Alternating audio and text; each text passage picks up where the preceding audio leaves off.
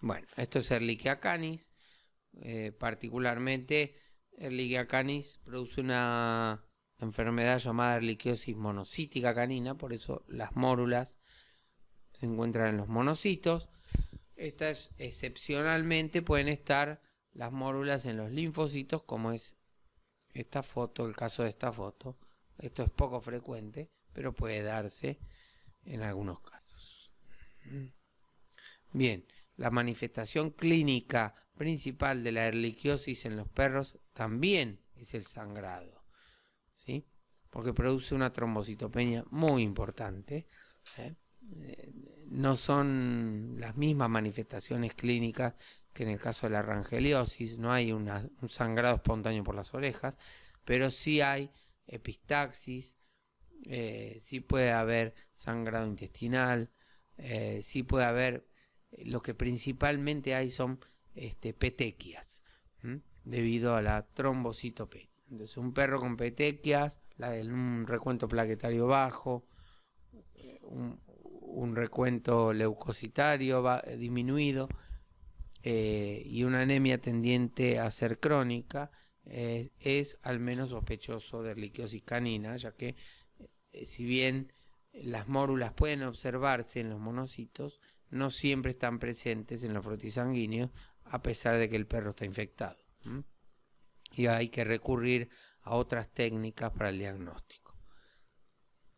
Esta es una técnica rápida de detección de anticuerpos de Ehrlichia canis.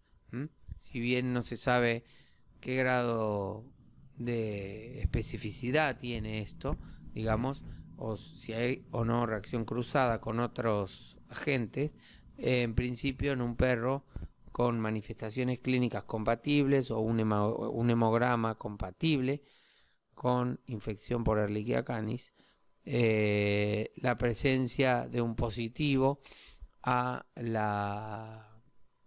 test rápido de Ehrlichia es muy sugestivo de una confirmación de la infección. Muy bien. Por supuesto que también hay métodos cuantitativos como la inmunofluorescencia indirecta, que tiene como ventaja no solamente la detección de los anticuerpos, viendo la fluorescencia de estas células cultivadas in vitro con Ehrlichia, entonces se ven fluorescentes las mórulas cuando hay anticuerpos en el perro. Si esta técnica permite titular el nivel de anticuerpos que tiene el perro y por lo tanto es cuantitativa. Bien, por último, Anaplasma aplatis son mórulas que afectan las plaquetas, producen una enfermedad leve en general, salvo que esté asociado con babesiosis u otras enfermedades transmitidas por vectores que hacen que la infección se potencie. Usualmente produce trombocitopenia cíclica, de baja intensidad, o sea, trombocitopenias que no alcanzan a manifestarse clínicamente y usualmente pasa desapercibida su infección. Además tenemos la dificultad de que es más difícil de ver la presencia de mórulas porque son muy chiquitas y afectan a las plaquetas y entonces se pueden confundir con manchas de colorante o gránulos plaquetarios, y las técnicas serológicas no están ampliamente difundidas, aunque existen, están, y podrían ser una ayuda para el diagnóstico de anaplasmosis. Muchas veces tienen reacción cruzada con Ehrlichia y entonces podemos estar haciendo el diagnóstico incorrecto, ¿no? O sea que una infección por Anaplasma aplatis, usualmente uno la confirma al frotis cuando vemos mórulas en las plaquetas. Si hay perros sintomáticos, bueno, la sintomatología ayuda al diagnóstico y la presencia de anticuerpos debe evaluarse con precaución debido a la posible reacción cruzada. Sobre todo si usamos inmunofluorescencia indirecta. Hay test rápidos que pueden detectar la presencia de anticuerpos de Anaplasma platis, pero son test de Anaplasma phagocytophilum, y como tiene reacción cruzada, entonces se utiliza para hacer diagnóstico de anaplasmosis por Anaplasma platis. A pesar de toda esta dificultad en el diagnóstico, estamos hablando de una enfermedad que, si bien tiene cierta frecuencia en nuestro medio, es una enfermedad de poca magnitud, digamos, desde el punto de vista clínico, y en la gran mayoría de los casos pasa desapercibida o es subclínica. Bien, acá unos cuadros comparativos para que puedan ver las diferencias en las enfermedades transmitidas por vectores en perros. Hay muchas igualdades y algunas diferencias, y por eso la importancia de evaluarlas en conjunto, ¿no? Por ejemplo, Babesia boheli es más frecuente en perros menores, jóvenes, digamos menores a 1 año, lo mismo que Rangelia vitali, lo mismo que Patozón canis, lo mismo también que en el caso de Leishmania, ¿sí? No es así para Ehrlichia y Dirofilaria, en donde los principales afectados son perros adultos. Cuanto a razas, generalmente no hay asociación en raza para Babesia boheli, es más frecuente en los mestizos, en Rangelia, también en Hepatozón. No hay diferencia en raza para Leishmania, aunque algunos trabajos mencionan al boxer y al cocker como más prevalentes, ¿sí? En Ehrlichia canis parecería ser más frecuente en los ovejeros alemanes, y en Dirofilaria mitis sí hay una tendencia marcada a tener factor de riesgo la raza, porque aquellas razas de gran tamaño y pelo corto están más afectadas que las de pequeño tamaño y pelo largo. En cuanto al sexo, en todos los casos los machos predominan sobre las hembras, y el resto de las características, como por ejemplo la distribución, las enfermedades se distribuyen mundialmente en la mayoría de los casos, a excepción de Rangelia vitali, que ya lo dijimos, que es bien regional en el sur y sudeste de Brasil, noreste de Argentina y Uruguay.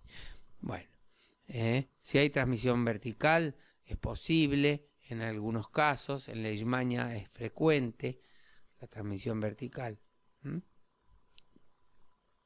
¿Sí? En otros casos no ha sido bien estudiado.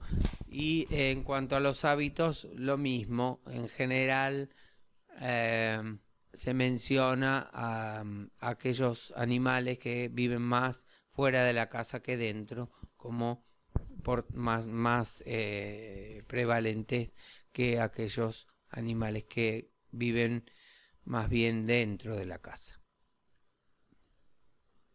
En este otro cuadro comparativo podemos ver hallazgos clínico-patológicos relacionados a manifestaciones clínicas muchas veces, como anorexia, fiebre, caquexia, esplenomegalia, linfadenopatía.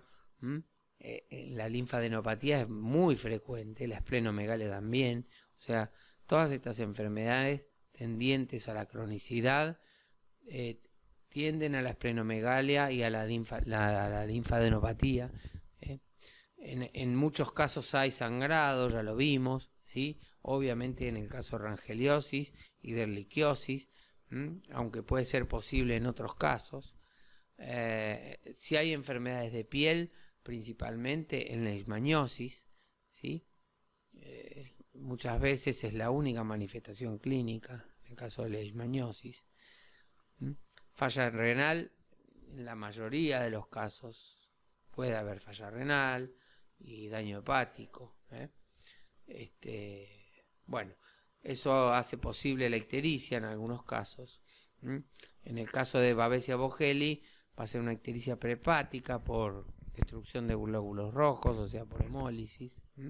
Y en otros casos, como por ejemplo en el caso de patozoonosis, lo más probable es que sea debida al daño hepático. En fin, El dolor muscular es posible y frecuente en hepatozoonosis canina, y también con menos frecuencia, pero también posible en los casos de erliquiosis canina.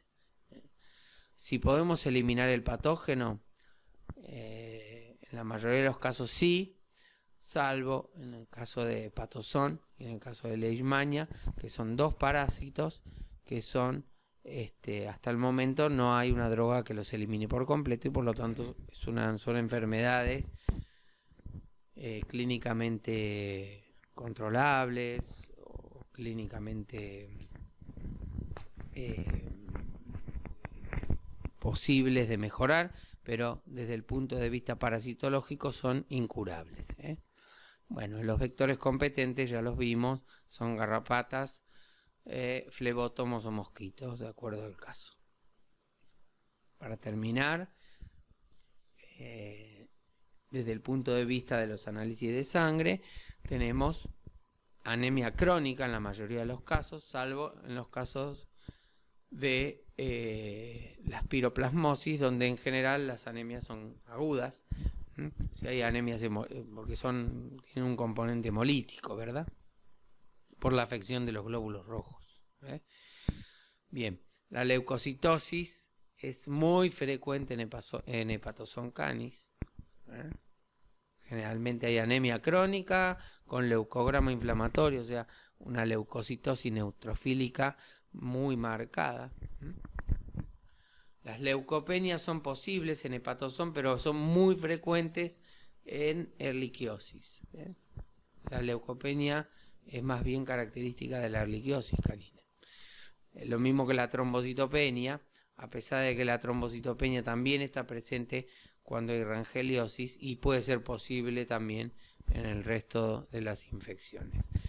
Hay unas células que son los monocitos activados. Nosotros vimos la foto de un monocito muy grande que estaba con una mórula de Ehrlichia. Esos monocitos los llamamos monocitos gigantes activados y están presentes en casi todas estas infecciones, salvo en dirofilariasis.